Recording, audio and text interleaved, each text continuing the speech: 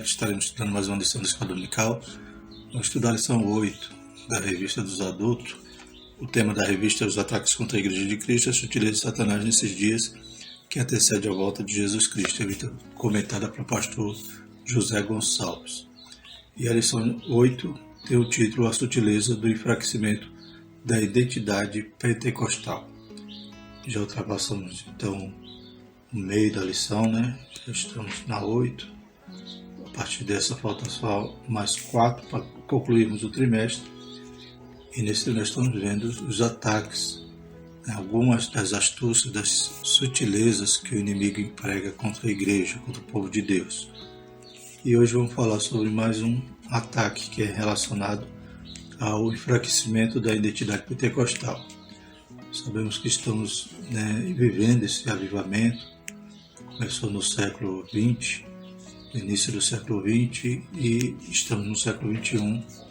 Estamos vivendo essa época do Espírito Santo.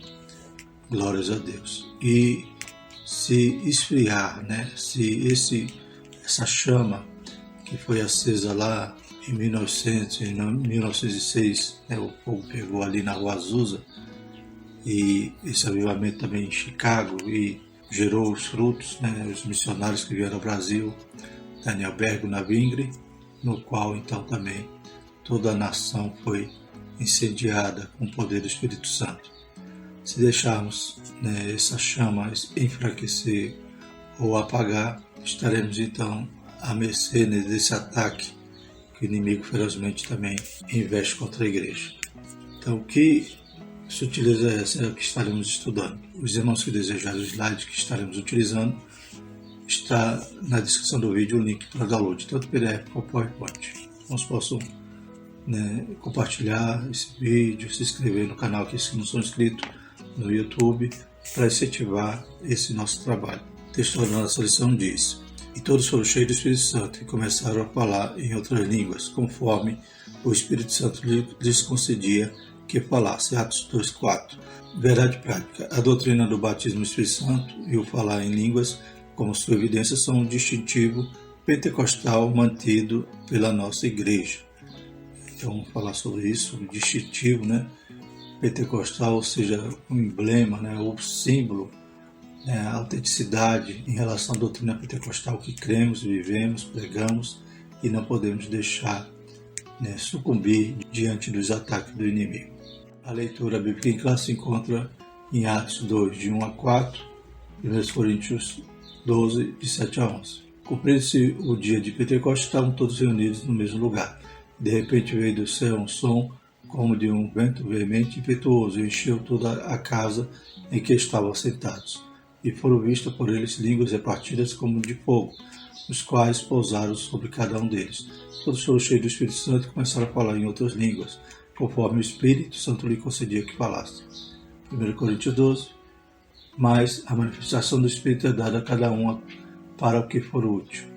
Porque a um, pelo Espírito, é dada a palavra da sabedoria, a outro pelo mesmo Espírito a palavra da ciência, e a outro pelo mesmo Espírito a fé, e a outro pelo mesmo Espírito os dons de curar, e a outro a operação de maravilhas, e a outro a profecia, e a outro o dom de discernir os espíritos, e a outra a variedade de línguas, e a outra a interpretação de língua. Mas um só e o mesmo Espírito opera todas essas coisas, repartindo particularmente a cada um como quer. Glórias a Deus. Os objetivos são conceituar o Pentecoste bíblico, identificar o distintivo pentecostal de nossa igreja, conscientizar a respeito da manutenção da nossa identidade pentecostal. Então estaremos extraindo esses objetivos de cada tópico da nossa lição. É interessante aqui também no plano de aula, nos chama a atenção a respeito dessa sutileza que estamos estudando, que é um movimento sutil que visa enfraquecer a identidade pentecostal. Aqui trabalha para enfraquecer a liberdade das manifestações da língua, as manifestações dos dons espirituais no culto ao Senhor e principalmente as línguas como evidência do batismo no Espírito Santo. Então, estaremos estudando a respeito desse ataque que permeia hoje no meio pentecostal, porque muitos entre nós têm desvalorizado essa doutrina bíblica, aleluia, que nos leva há uma condição de sermos testemunhas de Jesus, nessa capacitação do alto que carecemos e não podemos negligenciar. É algo que é imperioso buscarmos hoje, atualmente, porque, aleluias, a palavra do Senhor deve ser pregada, anunciada, pois a volta do Senhor Jesus é iminente. Todos nós somos salvos para sermos testemunha, para irmos por todo o mundo e pregar o Evangelho. Então, quão necessário é, aleluia, que sejamos revestidos de poder, tenhamos autoridade, aleluia, e possamos, aleluia, contemplar os dons e os sinais que seguirão aqueles que creem. Então, vamos estudar a identidade pentecostal e sua relação com o pensamento bíblico. Contudo, nosso enfoque será mostrar que alguma sutileza do erro tem aparecido no meio do movimento pentecostal. Alguns deles relacionados à negação da atualidade dos dons espirituais e, de uma forma específica, a negação da doutrina do falar em outra língua, como evidência física do batismo no Espírito. Na nossa lição teremos 3 tópicos. O primeiro tópico, o Pentecoste bíblico. O segundo tópico, o distintivo pentecostal da nossa igreja. E terceiro tópico, mantendo a chama pentecostal acesa. No primeiro tópico, nós temos o subtópico, o Espírito Prometido. Então, a gente vai falar aqui sobre o Antigo Testamento. Nós sabemos que a manifestação no Antigo Testamento do Espírito Santo era esporádica. Ele nunca deixou de estar em toda a história, conduzindo a história. O Espírito é onisciente, onipotente, onipresente. Mas a sua manifestação era dado a alguns. Como veremos aqui, Deus usava de alguns nomes para uma função específica, então dotava com a capacidade do seu Santo Espírito. Mas também vemos que o Espírito do Senhor, ele age na criação, a Bíblia fala lá desde Gênesis, que o Espírito do Senhor, o Espírito Santo, ele pairava ali sobre a face das águas.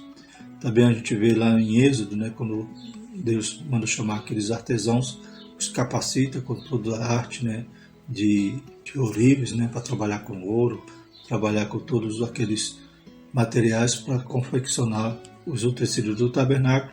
Então a gente vai ver aqui na vida de Bezaliel também. Vemos também Gideão, nos livros de Juízes, Jefté, também foram dotados da capacidade do alto, Sansão e tantos outros.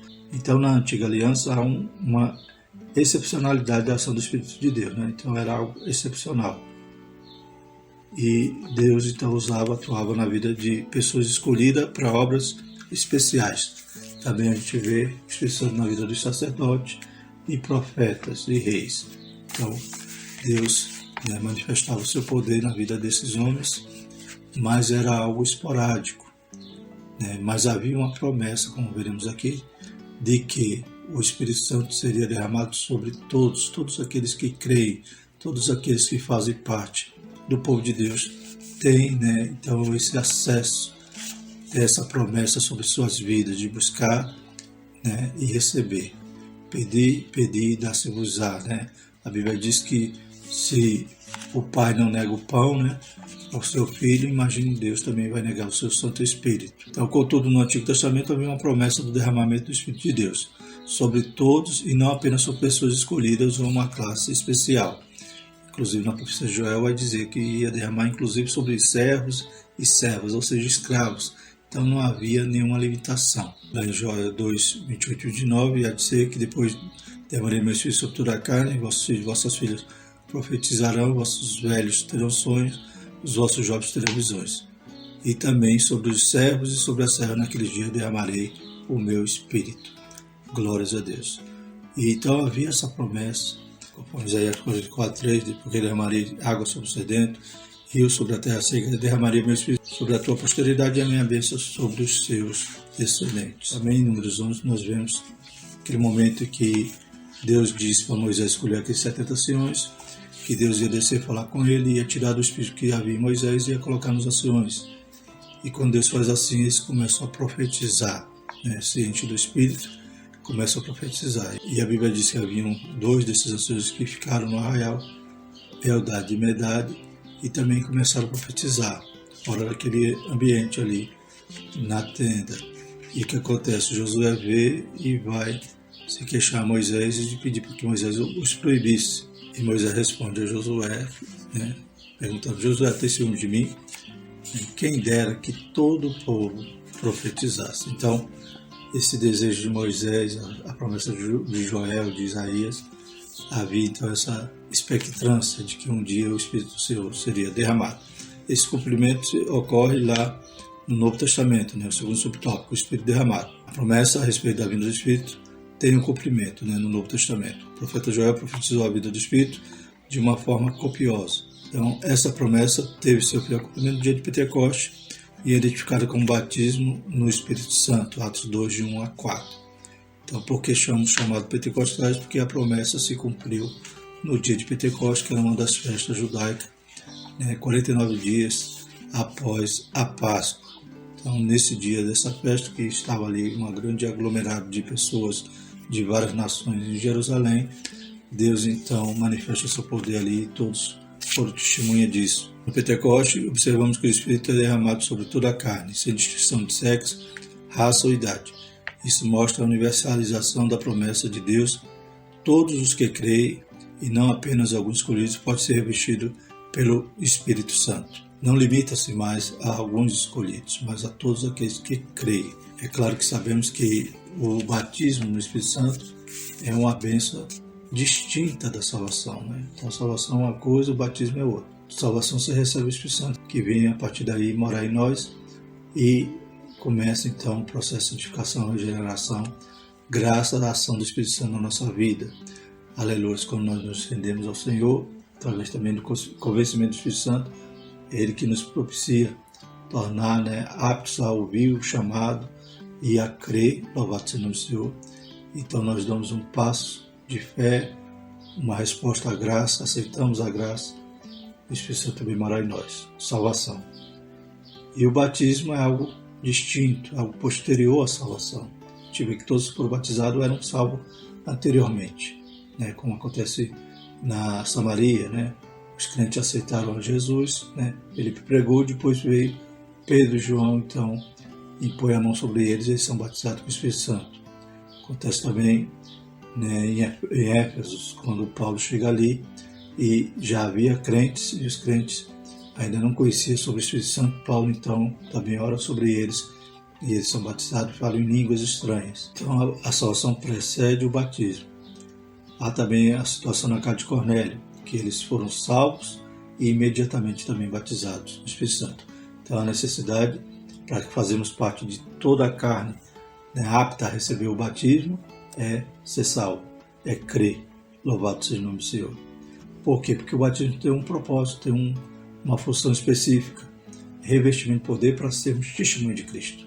Então o Senhor não vai batizar à toa, para que nós fiquemos apenas nos gloriando, achando que somos mais espirituais que os outros. Não. É uma promessa para todos os crentes, para todos aqueles que são salvos, lavados e remidos, mas para que eles sejam revestidos, para que agora vá pregar com ousadia, com autoridade. Então, é um instrumento que Deus nos dá para fazermos a nossa obrigação, como Paulo dizia, Se prego o Evangelho, não tenho com que me gloriar, me imposta essa obrigação. Então, essa obrigação que Deus nos colocou, quando Ele nos dá o mandamento ali, ide por todo mundo pregar o Evangelho, isso não é só para pastor, não é só para missionário, é para todo crente. Na revista do Jovem a gente está falando sobre isso também, sobre aquele que é discípulo, ele tem que estar pregando o Evangelho da Graça. Então, nós temos essa condição que o Senhor nos capacita com o revestimento do alto, com o batismo do Espírito Santo. Diferentemente do Antigo Pacto, no qual apenas pessoas especiais tinham o privilégio de serem usadas por Deus, no Novo Pacto, a partir de Pentecostes, Deus derramou o seu Espírito sobre todo o seu povo. Agora todos poderiam cumprir a missão de proclamar a mensagem do seu reino. Glórias a Deus. Então, no segundo tópico, o distintivo pentecostal de nossa igreja, nós lemos os seguintes subtópicos: a atualidade dos dons espirituais e a língua como evidência. Então, esse é o distintivo, esse é o emblema, glórias a Deus, de nossa igreja. É o sinal, a evidência. Então, tem que ter algo que seja notório.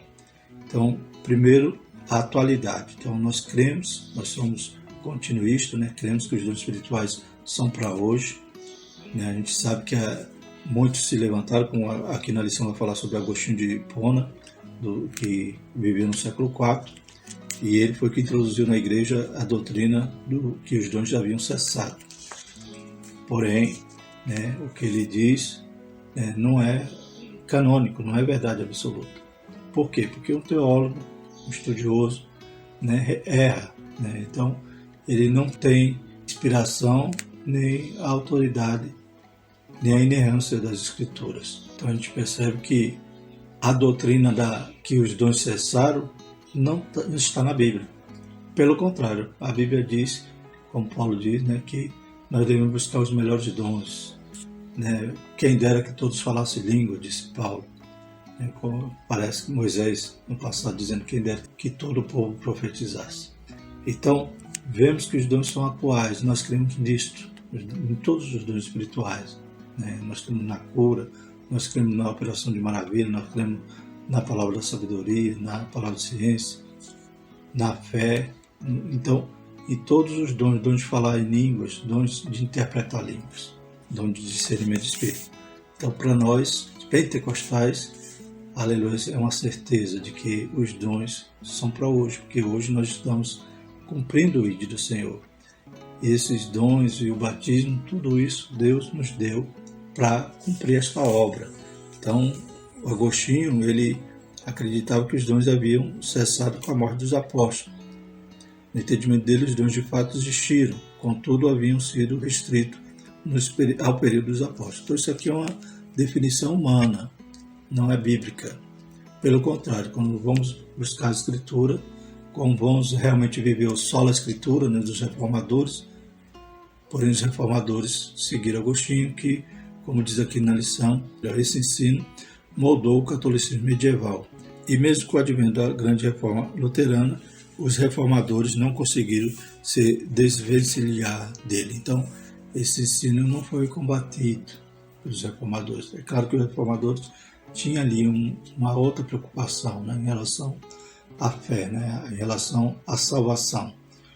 Então, o foco deles era a soteriologia, né, a doutrina da salvação.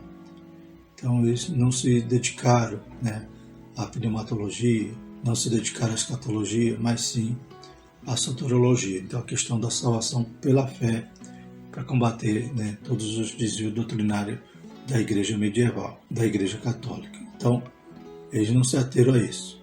E pelo contrário, né, eles também, muitos, até hoje, dos reformados, creem que os dons cessaram, né, baseado em Agostinho, baseado nos reformadores, porém, não se encontra respaldo bíblico de que os dons cessaram. Pelo contrário, Deus não ia inaugurar uma igreja para depois fechar departamentos dela, né?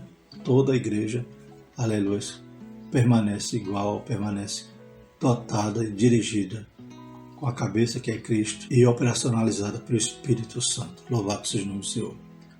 O movimento pentecostal surge posteriormente como resposta a esse desvio doutrinário. Então Deus aviva, né, sua obra, e os crentes ali que iniciam esse movimento, eles vão para a Bíblia, né? Vão buscar a evidência do batismo na Bíblia, vão buscar a atualidade dos dons na Bíblia. Louvado seja o nome do Senhor. Então eles vão combater esse desvio doutrinário, né, criado por homens, porque se não é uma doutrina bíblica, a cessação dos dons, né, nós não devemos crer, devemos buscar o solo Escritura, como eles sempre defenderam. Os pentecostais não somente creem que os dons estão vigentes na igreja, como os exercem. Então a gente vê aqui desde o início do movimento pentecostal, o comentarista reporta que a declaração de fé ou a Declaração de Verdades Fundamentais de 1916, que, né, nos norteou durante, né, também todo o século XX, a nossa declaração de fé, embora reformulada agora em 2017, nós já temos uma base doutrinária desde 1916, já tinha sido formulado.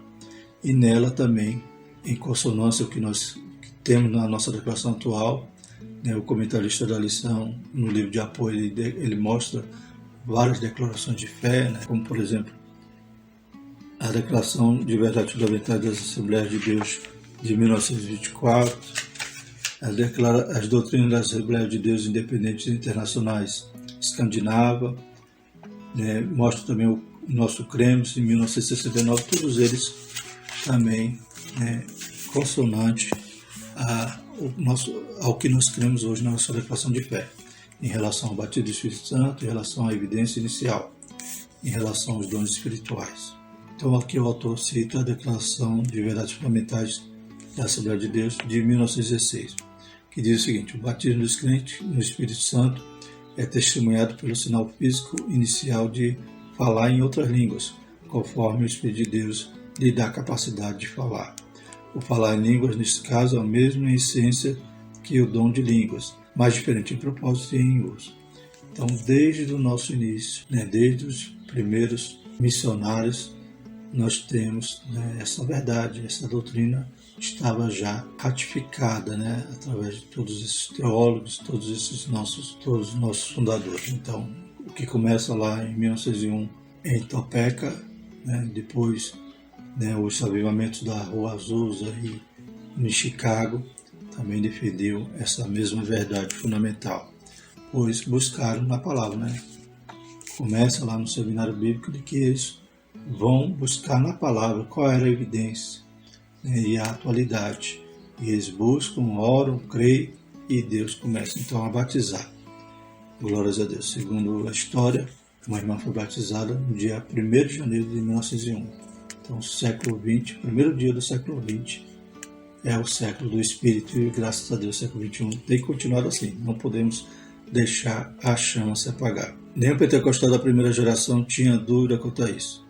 Tanto William H. Durham, bem como Gunnar Bing e Daniel Berg, pentecostal da primeira geração, queriam e pregavam com convicção essa doutrina. Contudo, nos dias atuais, esse ensino tem dado sinais de enfraquecimento.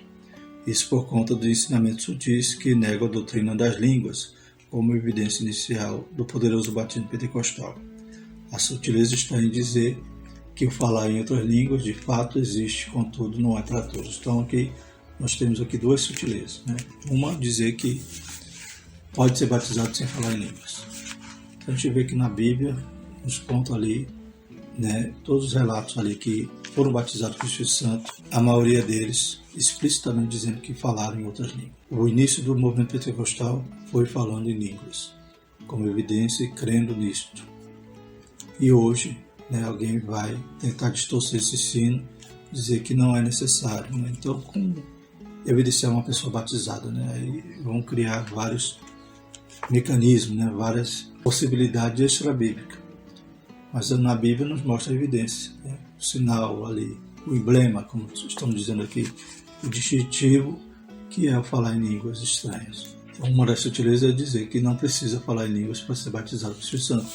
E isso é claro que nossos irmãos carismáticos, não digo os católicos carismáticos, mas os crentes carismáticos, que é um movimento que crê na continuidade dos dons, no batismo, porém eles creem que o batismo não é com evidência inicial de falar em línguas.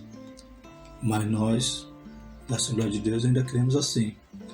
E quando a gente tenta misturar as doutrinas, acaba, então, enfraquecendo. E outra sutileza, como nós vemos aqui, é achar que não é para todos. Mas a Bíblia diz que o desejo de Deus é derramar sobre toda a carne. Então, o batismo para todos os crentes. Aceitou Jesus já é um objetivo. Antigamente, a gente vê como está enfraquecendo realmente a nossa identidade pentecostal, que antigamente todo crente recém-convertido, seu desejo agora era ser batizado com o Espírito Santo. Antigamente, em uma mocidade, 80% era batizado com o Espírito Santo. Hoje, infelizmente, a gente vê mocidade nas igrejas que 20%, 10% apenas são batizados. Então, perdem essa expectativa de serem batizados, de buscar, de crer, de achar que também é para ele, que ele também carece disso, que é para ele buscar, e acaba se esfriando e não buscando o batismo com o Espírito Santo, que é algo tão fundamental para fazermos a obra de Deus. Esse desvio doutrinário tira a convicção do crente de que esse dom seja para ele. Na dúvida, ninguém recebe nada. Então, Tiago diz que aquele que duvida, como a onda do mar. Então, ele acaba não recebendo, porque duvida que ele seja digno de receber o batismo, duvida que não é para ele, duvida que a obra de evangelizar não é de todo crente, mas a comissão é para todos os crentes. Então, nós temos essa obrigação de pregar, e o Senhor quer nos capacitar e nos dotar de dons do alto. Louvado seja o Senhor. E por último, nosso terceiro tópico, mantendo a chama pentecostal acesa.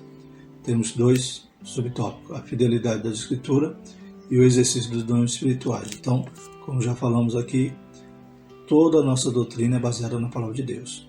A evidência é baseada na Palavra de Deus. Então, a marca distintiva dos pentecostais clássicos ou históricos era seu amor à fidelidade da Escritura. Alguns dizem que o movimento pentecostal surgiu em reação ao liberalismo teológico. Uma das características do liberalismo teológico era o secularismo, que negava a infalibilidade e inerrância da Escritura. Para os pentecostais, a Bíblia é inerrante para a palavra de Deus. Então, toda a nossa fé é baseada neste amor, a busca de examinar as Escrituras. Contrapartida, a gente vê que o esfriamento, que o enfraquecimento da nossa identidade decorre também do afrouxamento doutrinário, ou seja, as pessoas deixam de buscar a palavra, deixam de examiná-la, deixam de conhecê-la e amá-la. O afrouxamento doutrinário e a consequente negação da atualidade dos dons espirituais são marcas que mostram que segmentos do movimento pentecostal contemporâneo estão se distanciando da palavra de Deus. Todo desvio doutrinário, bem como toda heresia, existe por conta da negação ou acréscimo de alguma coisa da Escritura. Muitos buscam apenas movimento que acaba se distanciando da nossa origem, do primórdio, igrejas que foram abertas em todo o mundo, pessoas leigas, cheias do poder do alto, que fizeram uma obra maravilhosa.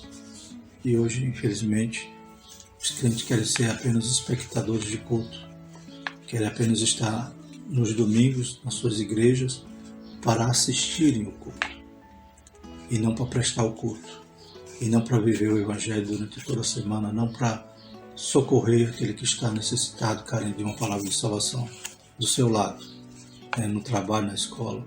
Ele já vive não mais como um discípulo, mas apenas como um daqueles da multidão que seguiam Jesus, apenas para observá-lo e não para realmente negar a si mesmo, tomar a cruz e seguir Jesus. Por último, o exercício dos dons espirituais. Como nos dias do profeta Samuel, em que as visões não eram frequentes, assim também os dons espirituais parecem ter se tornado algo extremamente raro entre muitos pentecostais. Não existe movimento pentecostal autêntico sem a prática dos dons espirituais. Então temos que voltar a ver a manifestação dos dons espirituais, dom de cura, dom de profecia, dom de variedade de línguas, dom de interpretação, dom de maravilhas, dom de fé.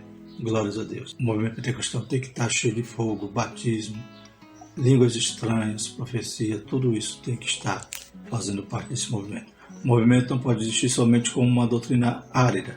Ele deve se expressar no dia a dia através do exercício dos dons espirituais.